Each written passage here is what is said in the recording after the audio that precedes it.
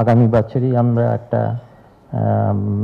একটা রাজনৈতিকভাবে নির্বাচিত সরকার দেখব।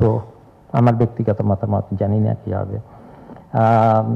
তখন সবাই মিলে ভাবা যাবে কিভাবে যাওয়া যাবে। তবে কোনো দেশ কখনো তো হঠাৎ করে ওইভাবে উন্নতি হয়নি। আমরা তো মিডল ইনকাম ট্র্যাপের কথা এতক্ষণ বললাম, আমরা এখন লো মিডল ইনকামে আছি, সেখান থেকে হায়ার মিডল ইনকামে যাওয়া। আমরা তো সেই হায়ার মিডল ইনকামের ট্র্যাপের কথা আলোচনা হলো সারা সকালবেলা, আমরা তো লো ইনকাম ট্র্যাপের কথা ভাবিনি। আমরা লো ইনকাম থেকে হায়ার ইনকাম, যেমন আমরা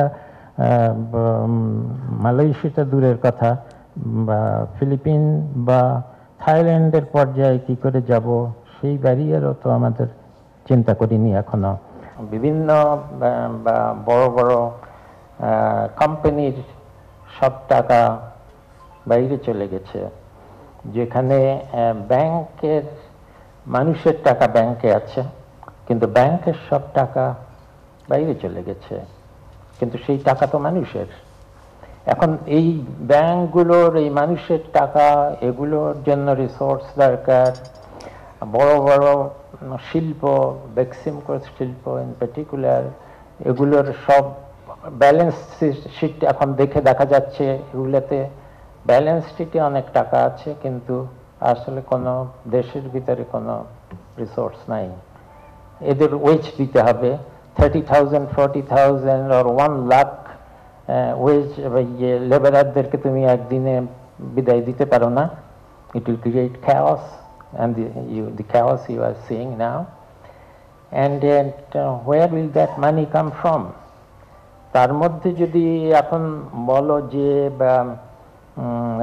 আমাদেরকে আরো ইকুয়াল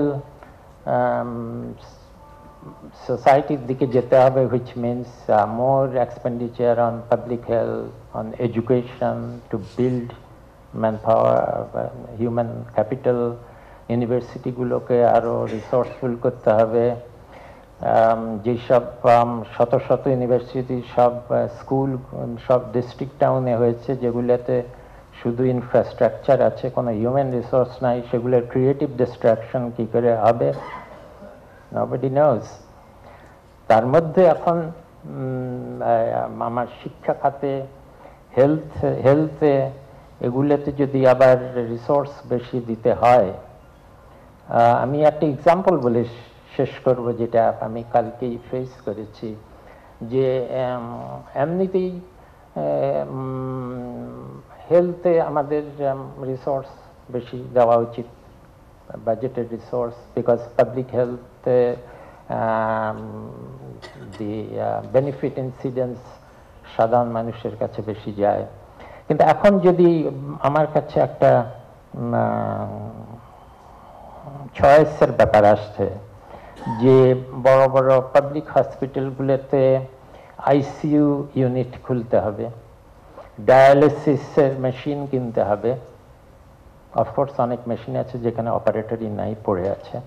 নেভারদিলেস, একদিকে যদি সেই চয়েস আসে, অন্যদিকে পাবলিক হেলথের জন্য আমাদের আরো অনেক বেশি অ্যালোকেশন দরকার। নন ইকোনমিক্স যদি হয়, তাহলে বলবে দুটোই ভালো, ডায়ালিসিস মেশিন কেনেন, পাবলিক হেলথের জন্য বেশি এক্সপেন্ডিচার করেন। কিন্তু এটা তো ইকোনমিক্স মানেই তো হলো best use of given resources, definition of economics. সেখানে কি করবো? It's a moral issue. আমি যদি ডায়ালিসিস মেশিনগুলো এখন আর চালু না রাখি, আর পাবলিক হেলথে আরো দিই, আমার তো মরালি রাত্রে ঘুমাবে না। But that is logically in cold blood, সেটাই তো বেশি মানুষকে বাঁচাবে। এই যে মরাল ডিলেমা, এটা ইকোনমিক্স তো দূরের কথা, অমর্ত্য সেন বা রলস এর উত্তর দিতে পারবে না আমার ধারণা। আমি অনেক কথা বলে ফেলেছি।